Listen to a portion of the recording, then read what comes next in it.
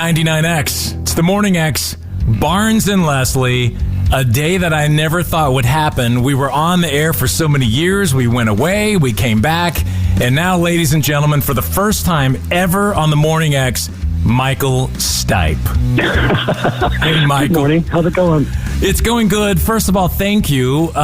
Yes. I don't know if you know this. You probably don't. But we had this thing with listeners about a week ago where we had on social media and people calling in, who should the 4 Georgia musicians or bands be on our fake Rushmore, and REM was number 1. Oh, wow. I'm very honored, very flattered. Number 1. And Leslie challenged me to get Michael Stipe on. I said there was no way. I knew a few people. I sent an email, and boom, here you are. So thank you. Yeah. Well, we don't often respond to emails like this, but when I found out it was you guys, I was thrilled to participate. Now tell me, is Jessie Norman number 2? Because she deserves a place up there, probably. No. Number 2, it was Outkast. Okay, great. REM. The Allman Brothers. And I already forgot the other one. That's how fast they go. But yes. Oh, dear. And it could change. So, people could maybe change their mind. But no, Michael, there has never been a band, as far as our DNA for 99X, that has been ingrained more than you and REM. So it's just an honor to have you on. Thank you. You guys have been incredibly supportive over so many years, and it's much appreciated. It really is. We have been big fans, for years, so truly we are honored. And it's so cool to talk to you because, I follow you on social media, and I guess we just want to talk about a lot of things like, what are you up to? Tell us everything you're working on. Of course, we have other questions too, but it'd be nice to hear what you're working on. Sure. Well, I've got a really busy year ahead, Leslie. I've got really 5 things that I've been working on. 4 of them are art and music related, and one of them is activist work. I have an art show, mostly photo-based art and some sculpture, opening in Milan, Italy, in December of this year. I'm putting together a book of photographs of that show to be the catalog for it. So that's a book.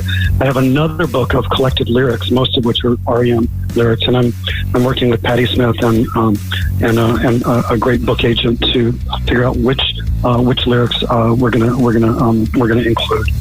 And then I am working on my first solo album, which is a daunting task. I have to say it's not easy to be or to feel like you're in direct competition with your former self.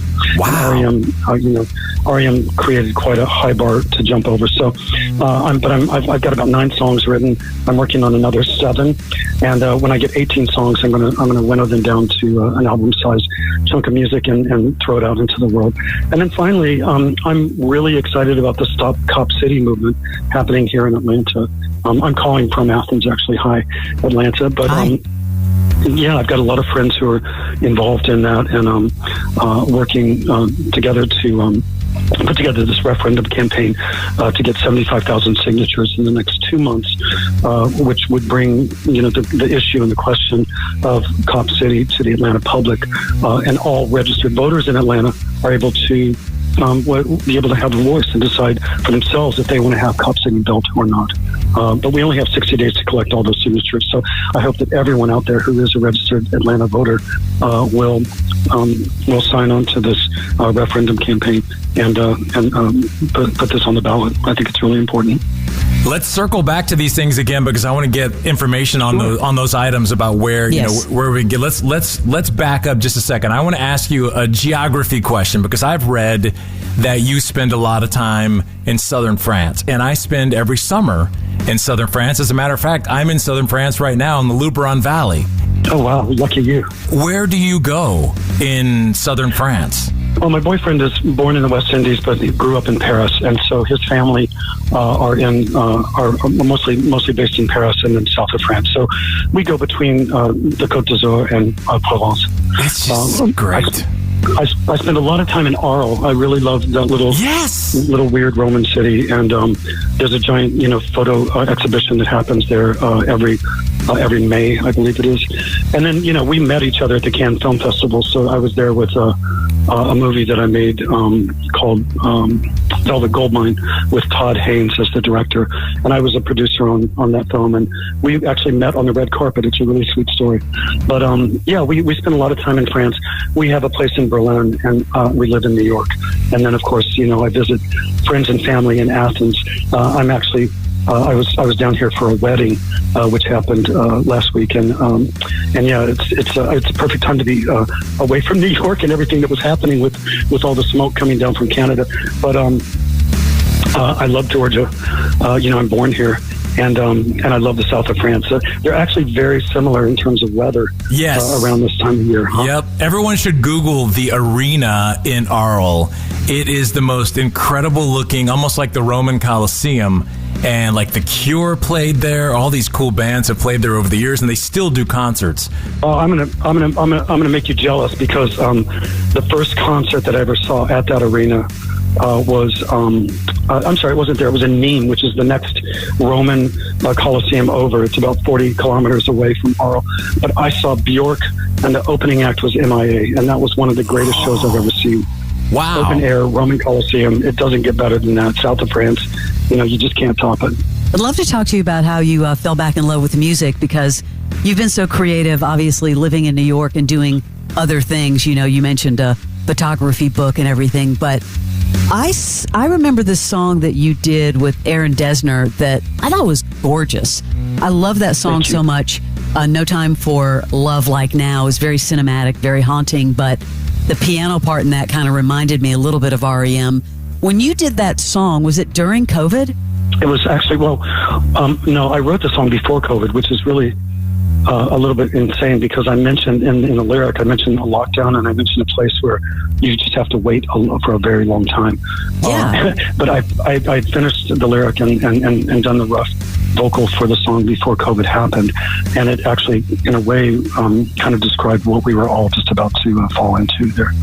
But I do love that song, and working with Aaron, I know that I know the National are touring this summer, and I'm planning on seeing them somewhere in the Midwest. So I'm looking forward to that. Their new record is incredible. When did you start thinking about, doing more music and new music? Well, after REM disbanded, I needed a couple of years to really just unwind and back away from it, and then it's like an itch that I needed to scratch, and it turns out I'm pretty good at writing songs and writing lyrics and singing. So I wanted to do that again. Yeah. And I just kind of fell into it. Honestly, I had no plan. I didn't really want to retire because I do enjoy my voice, and I like to sing for people, and I like how people respond to my voice, and that makes me happy. That makes me feel like I've got some purpose, on this earth in this lifetime, and so I do really enjoy that. But yeah, I just started working with various different people and composing music for myself for the first time. I always had Peter Buck and Mike Mills and Bill Berry, when he was a part of the band, to write the music for me.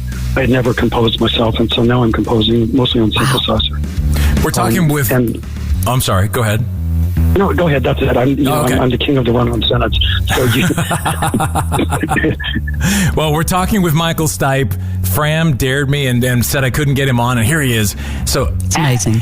Staying on music for a second, as an artist who has so deeply influenced a genre for so many years, who are some lesser-known musicians that are on your radar right now that you could be future influencers moving forward? Is there anyone on that radar? There's a lot of music that I listen to now. I would include, I just found out last week that Brian Eno is going on tour, and he's been working a lot with Fortet and with Fred again, both of whom are, for me, unbelievable. So the combination of those three is for me thrilling. I really love The Knife. I don't know if you guys play that play that music in a group called Over Mono, and a project rather called Over Mono. And I don't know. I tend to, I love pop music, so I really like kind of post hip hop production, and where it's placed us has brought about some really interesting pop music. Some of it is a little bit canned, but you can hear and you can feel when the heart is there, and you can feel when someone really means it. I've also, I'm good friends with Courtney Love, and she's working on an album herself, and I've heard part of that, and I can tell you it's going to be a slammer. It's pretty exciting. Well, I want to play this song, Give Me a Hand, which you came out with on Earth Day with Galen Lee. And I want to know, how did this even come about? It's a very haunting vibe to it, and your voice just sounds amazing, as does hers. How did this collab come about? Thank you. Well, we released it on Earth Day as a part of Earth Percent, which is an organization that Brian Eno started to try to bring people within the music industry into a more of a place of environmental activism. And so I was really happy to participate for the second year with Earth Percent on that, and released a song for them. I saw Galen Lee, like I think a lot of us did, on the NPR show. What's Tiny Houses or Tiny Rooms or Tiny Desk? Tiny Desk, yes.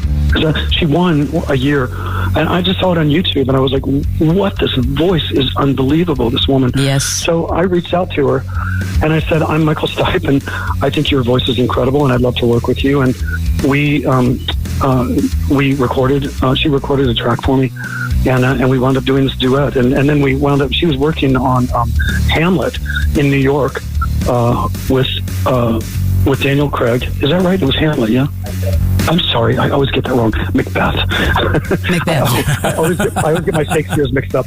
She was working on Macbeth, which was on Broadway with Daniel Craig and Ruth Negga, and she was doing the score for it and some of the music for it. And so we met face to face there for the first time, and actually went in and recorded more vocals, and that's what you hear on "Give Me a Hand."